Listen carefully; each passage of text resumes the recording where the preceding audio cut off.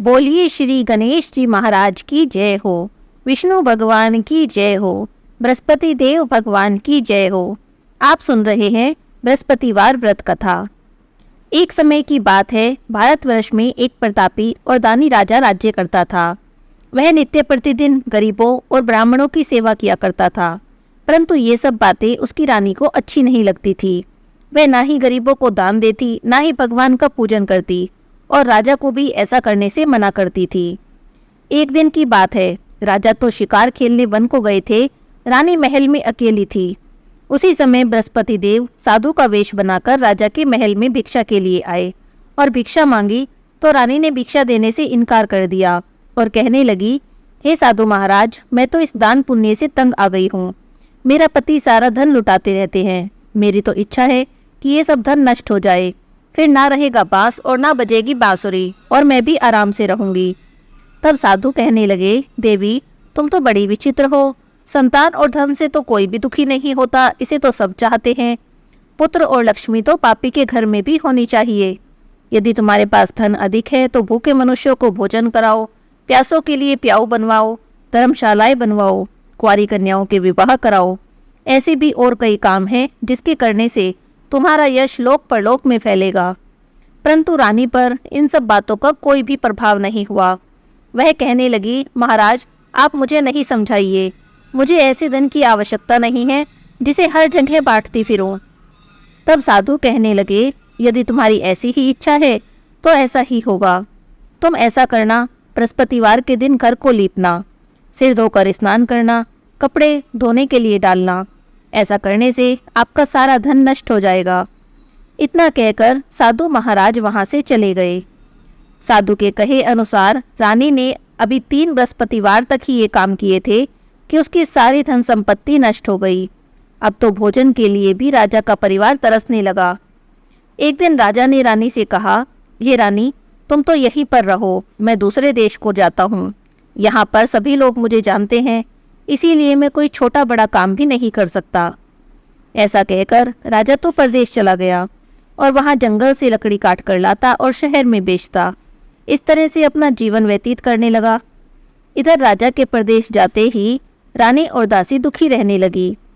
एक बार रानी और दासी को 7 दिनों तक बिना भोजन के रहना पड़ा तो रानी ने दासी से कहा, दासी पासी के नगर में मेरी बहन रहती है, वो बड़ी धनवान है, तो उसके पास जा और कुछ अनाज ले आ, थोड़े समय के लिए गुजर बसर हो जाएगी। अब दासी रानी की बहन के पास गई।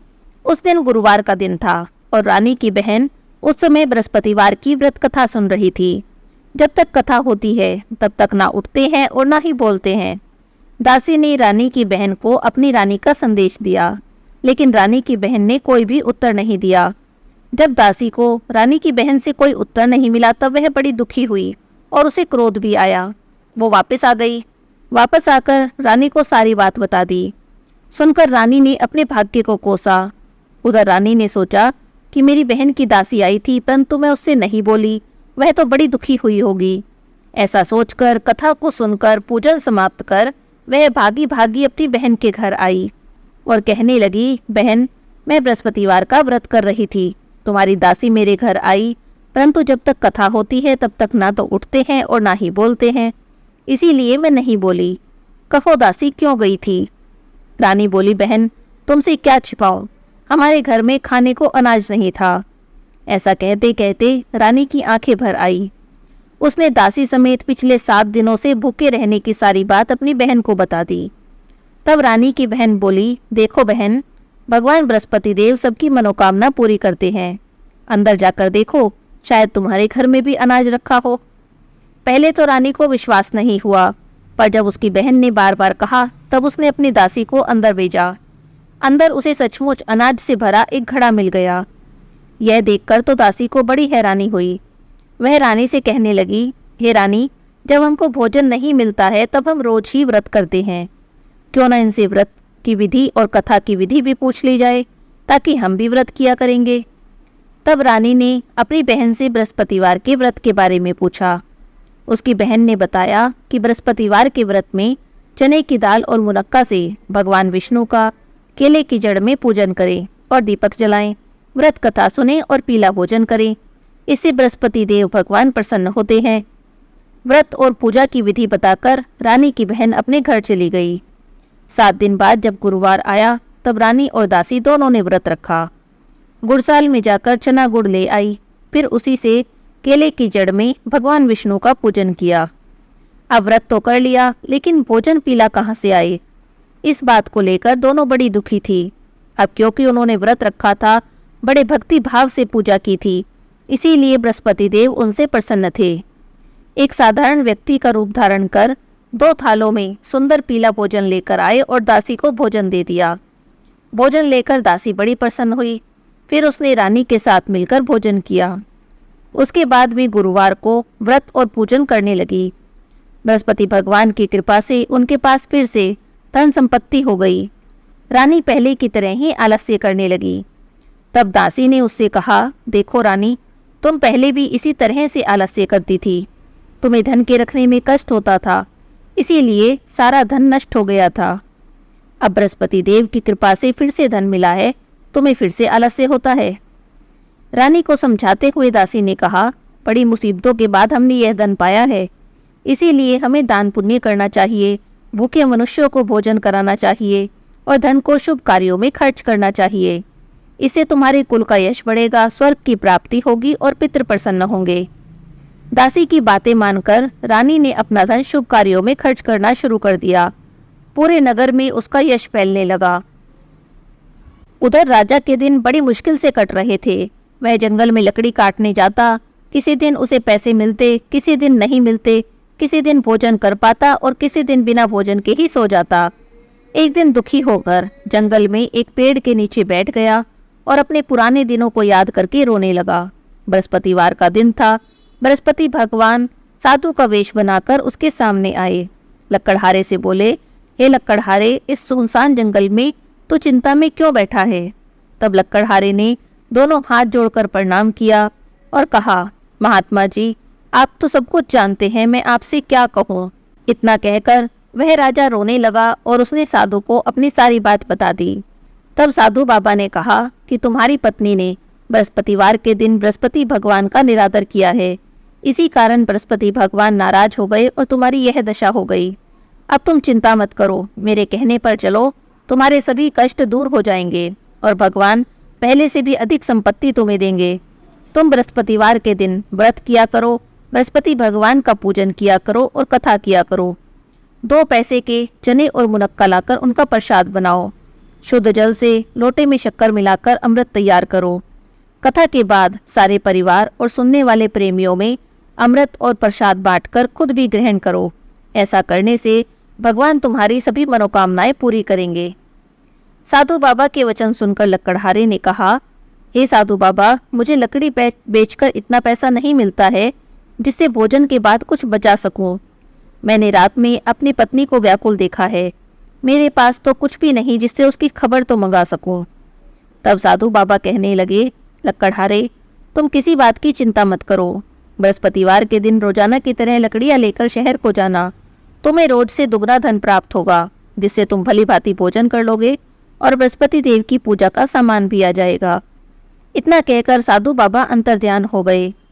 धीरे धीरे समय व्यतीत हुआ और बृहस्पतिवार का दिन आया। राजा जंगल से लकड़ी काटकर किसी शहर में बेचने गया। उसे उस दिन और दिन से अधिक पैसा मिला। राजा ने चना गुड़ लाया और गुरुवार का व्रत किया। उस दिन से उसके सभी कलेश दूर हो गए। परंतु जब दोबारा गुरुवार का दिन आया तो व्रत करना भूल गया। इस कारण बृहस्पति भगवान नाराज हो गए। उस दिन नगर के राजा ने विशाल यज्ञ का आयोजन किया और शहर में घोषणा करा दी कि कोई भी मनुष्य अपने घर में भोजन नहीं बनाएगा, आग नहीं जलाएगा। समस्त जनता मेरे यहाँ भोजन करने आएगी। इस आज्ञा को जो नहीं मानेगा उसे फांसी की सजा दी जाएगी। इस तरह की घोषणा संपूर्ण नगर में करवा दी गई। राजा की आज्ञा से शहर के सभी लोग भोजन करने गए। लकड़हारा कुछ देर से पहुंचा, इसीलिए राजा उसे अपने साथ घर ले गए। अब ले जाकर भोजन करा ही रहे थे कि रानी की दृष्टि उस खूंटी पर पड़ी जिस पर उसका हार लटका हुआ था। वह उसे वहां पर दिखाई नहीं दिया। रानी ने सोचा कि मेरा हार इसी ने चुराया है। उसी समय सिपाही बुलाए और उसको कारागार में डलवा दिया। अब राजा कारागार में पड़ गया तो बहुत दुखी होकर विचार करने लगा, ना जाने कौन से पूर्व जन्म के कर्म से मुझे यह दुख प्राप्त हुआ है। उसी साधु को याद करने लगा जो जंगल में मिला था। उसी समय तत्काल बृहस्पति देव साधु के रूप में प्रकट हुए और उसकी दशा को देखकर कहने लगे, अरे मूर्ख, तूने बृहस्पतिवार का व्रत नहीं किया, इसी कारण तुझे दुख प्राप्त हुआ है। चल अब चिंता मत कर। बृहस्पतिवार के दिन कारागार के दरवाजे पर 4 पैसे पड़े मिलेंगे, उनसे तो बृहस्पति देव की पूजा करना, तेरे सभी कष्ट दूर हो जाएंगे। बृहस्पतिवार के दिन उसे 4 पैसे पड़े मिले। लकड़हारे ने कथा कही और उसी रात को बृहस्पति देव ने उस नगर के राजा को स्वप्न में कहा, हे राजा, तुमने जिस आदमी को कारागार में बंद किया है वह निर्दोष है, वह राजा है, उसे छोड़ देना। रानी का हार उसी खूंटी पर लटका हुआ है, अगर तू ऐसा नहीं करेगा तो मैं तेरे राज्य को नष्ट कर दूंगा। रात्रि के स्वप्न को देखकर राजा प्रातःकाल उठा। उसने खूंटी पर हार देखा और लकड़हारे को बुलाकर क्षमा मांगी और उसे योग्य सुंदर वस्त्र आभूषण देकर विदा कर दिया। बृहस्पति देव की आज्ञा से लकड़हारा अपने नगर को चल दिया। जब राजा अपने नगर के निकट पहुंचा तब तो उसे बड़ा आश्चर्य हुआ। नगर में पहले से अधिक बाग, तालाब, कुएं, बहुत सी धर्मशाला, मंदिर बने हुए थे। राजा पूछने लगा, यह किसका बाग है, किसकी धर्मशाला है? तब नगर के सब लोग कहने लगे, ये सब रानी और बांदी के हैं। तब राजा को आश्चर्य हुआ और गुस्सा भी आया। जब रानी ने खबर सुनी कि राजा आ रहे हैं तब उन्होंने दासी से कहा, दासी देखो, राजा हमको कितनी बुरी हालत में छोड़ गए थे, हमारी ऐसी हालत देखकर लौट न जाएं, इसीलिए तो दरवाजे पर खड़ी हो जा। रानी की आज्ञा से दासी दरवाजे पर खड़ी हो गई। राजा आए तो उन्हें अपने साथ लिवा लाई। राजा ने क्रोध करके अपनी रानी से पूछा, बताओ यह सब धन तुम्हें कैसे प्राप्त हुआ है? तब रानी ने कहा, हमें यह सब धन बृहस्पति देव के व्रत के प्रभाव से प्राप्त हुआ है। अब राजा और रानी दोनों मिलकर बृहस्पति देव का व्रत करने लगे और पूजन करने लगे। बृहस्पति देव की कृपा से राजा और रानी की सभी मनोकामनाएं पूरी हो गई। बृहस्पति देव के व्रत के प्रभाव से रानी को एक सुंदर पुत्र की प्राप्ति हुई। हे बृहस्पति महाराज, जैसे आपने राजा और रानी की सभी मनोकामनाएं पूरी की, ऐसे ही बृहस्पतिवार का व्रत करने वाले सब पर अपनी कृपा दृष्टि बनाए रखना और सबकी मनोकामना पूरी करना। बोलिए बृहस्पति देव भगवान की जय हो, विष्णु भगवान की जय हो।